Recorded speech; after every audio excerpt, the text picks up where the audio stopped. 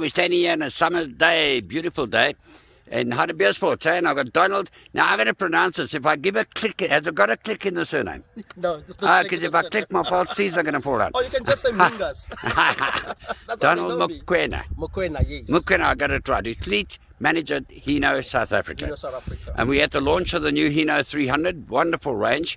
Hino 300 is very successful in the market, and this is a new model. Now, what you're particularly interested in here, Donald, is I want you to take us not through the internal features, and that will do that else, but let's go look around. What impressed me just now, you were talking about the different filters. Yes. Fuel is a huge thing today, and of course, the more fuel that gets into your fuel injectors, the cleaner, the better. Hey, that's yes. So I'm going to leave it to you. Yeah, we've got a couple new filters on here. Yes. Donald? So what we have done here is, we have introduced a new fuel filter. This is a secondary fuel filter. Some people call it also a water trap filter. Okay. So with this filter, because of to avoid fuel contamination, here we have a sensor that actually detects if there is a water in a filter.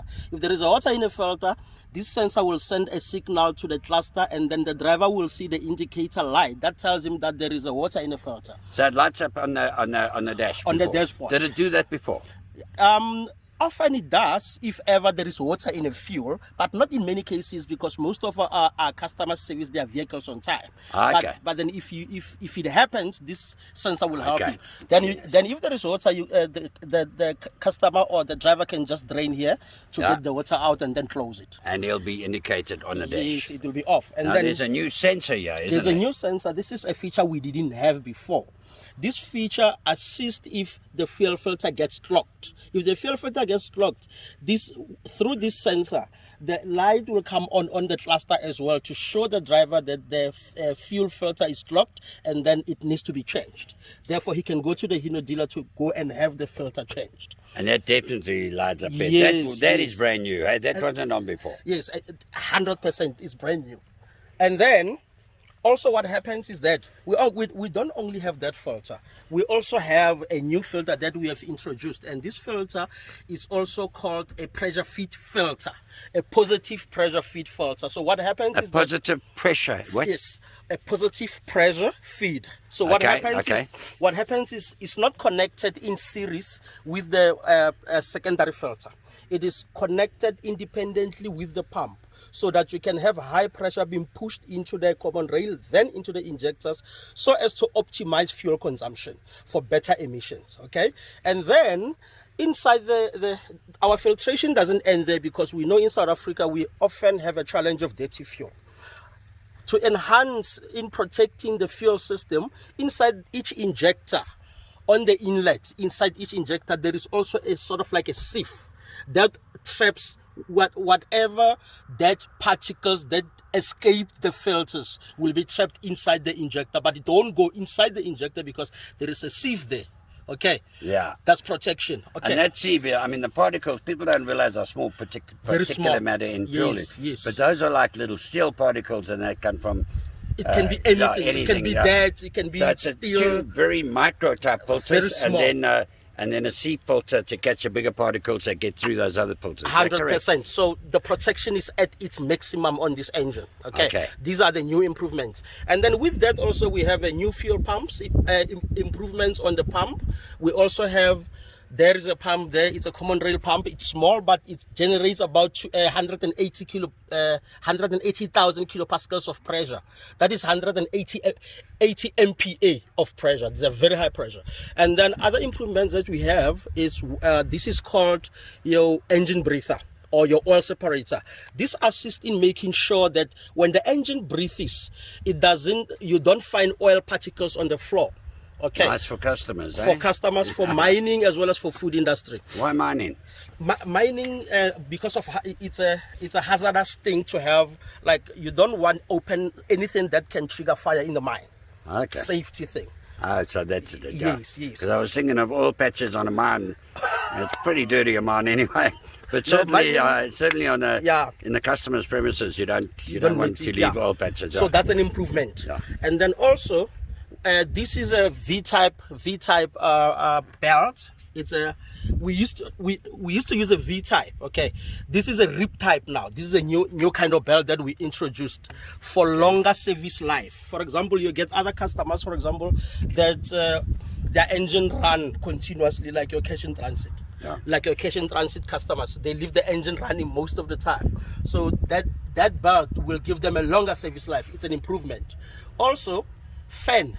We always had viscous fan, but with this one, we've introduced the one with fins are much bigger, so that for better cooling of the coolant. And then what we have done lastly also on the engine is that our ECU, engine control unit, used to be inside the cab. Now it's there on the cross member, because what happened now is that we combined it with EDU. EDU is a device, or it's a component that is used to open and close injectors, and it operates at very high voltages. It is now combined with that ECU there, which is mounted on a cross member. Where it is now, it will be able to get cooling. And another advantage also is that we don't have to use longer harness. Is that black box down there in that's the corner? Black, Can I zero in there? 100%. Am I on the right box there? 100%, Yeah. you're correct. Okay. That is the ECU combined with EDU. Okay. Okay. And then, yeah. And you moved, it used to be here. It used to be here. Yeah. And now it's combined together with the ECU, which makes it much better now, because you don't have a lot of wire harnesses running in different places. Okay. We've got everything in one.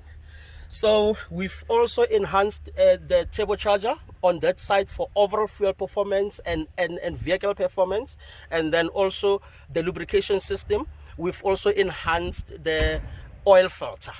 Okay. Yes. And then just to show you quickly, also our chassis. All right, we adopted, it's almost like a modular chassis, but it's not a modular chassis. It's got holes lined up, ready for easy mounting of body. Hence, we've demonstrated by showing where to mount and how easy it can be. These are the different demonstration mountings, aren't they? Demonstration of mountings. And also what can happen with these holes is you are able to move. For example, if you want to move this battery to the back, it's very easy. You just unbolt and then you move it, and then you use the existing holes. Yeah, there's enough holes there. Holes. That is, correct me if I'm wrong, that is to prevent someone just drilling and compromising the integrity of the steel, I would imagine. 100%. That's it. So, to do their own mounting. So there's no need. Enough holes. There's no need to drill the chassis. Okay. And well, then, Donald, that is amazing, yeah. And then we've got this transmission. It's an enhanced 6-speed transmission with a torque cut, power cut on number 1 and and the second gear. And the reason for that is to protect the drivetrain. The reason for torque cut is to protect the drivetrain from abuse.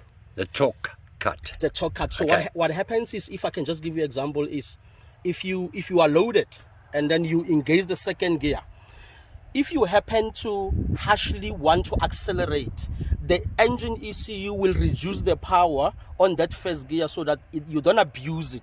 It gives you just enough. It gives you enough just for you to pull off. Then it will give you the rest of the power. Yeah. So it protects the transmission, it protects the clutch, and then it protects the entire drivetrain. Fantastic. And there we go, along a entire drivetrain. Well, I tell you what, Donald, your explanation, let me stand this side at the sun here, your explanation has been fantastic. We all look at trucks that inside the cab, of course, there's a lot of great improvements for the driver. Yes.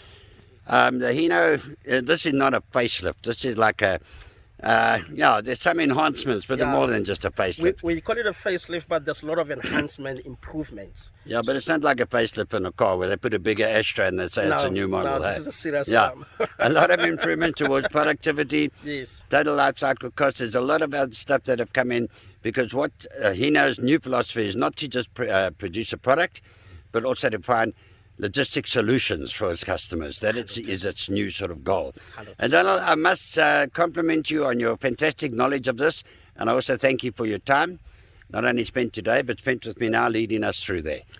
Thank you very much. Any last word to our readers out there? I'm saying this is the product. Come see it, try it, and you won't regret. There we go. On that note, we'll leave it. Thank you. Thank you.